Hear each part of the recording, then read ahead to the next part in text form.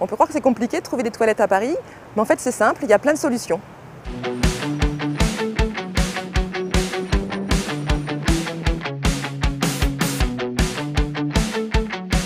Peut-être un peu moins glamour les cimetières.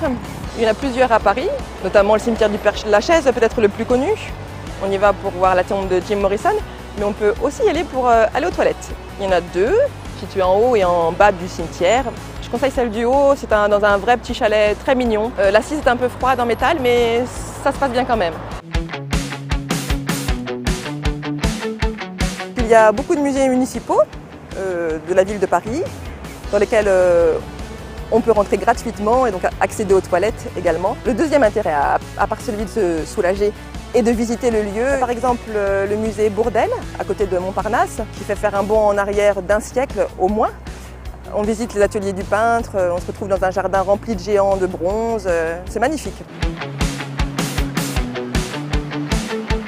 Il y a aussi les grands magasins par lesquels on passe pour faire du shopping, mais aussi comme halte au milieu de sa promenade. Dans Paris, il y a le BHV derrière moi.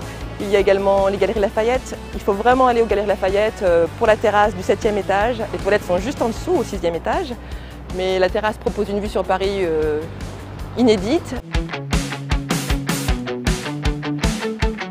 On est ici sur le parc des Rives de Seine, qui a ouvert au printemps 2017. Donc il n'y a plus de voitures, c'est super, on peut se promener à pied tout le long sur 7 km de quai. Et la ville de Paris a bien fait les choses, elle a installé des toilettes publiques sur tout le parcours.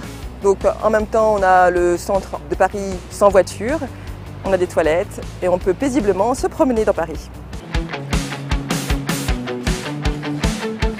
À Paris, il y a 23 lavatories, dont la plupart sont construits dans les enceintes de métro. Malheureusement, ils ont été fermés ces dernières années. Il reste 4 lavatories que l'on peut encore voir, au Trocadéro, en bas du Sacré-Cœur, ici à Notre-Dame, et également aux Champs-Élysées. Ça a été racheté par une société hollandaise qui fait payer l'entrée, pas trop cher mais quand même. Je vous conseille d'y aller comme dans un musée pour voir ce que sont les lavatories et ce que nous perdons à ne plus en avoir autant dans Paris.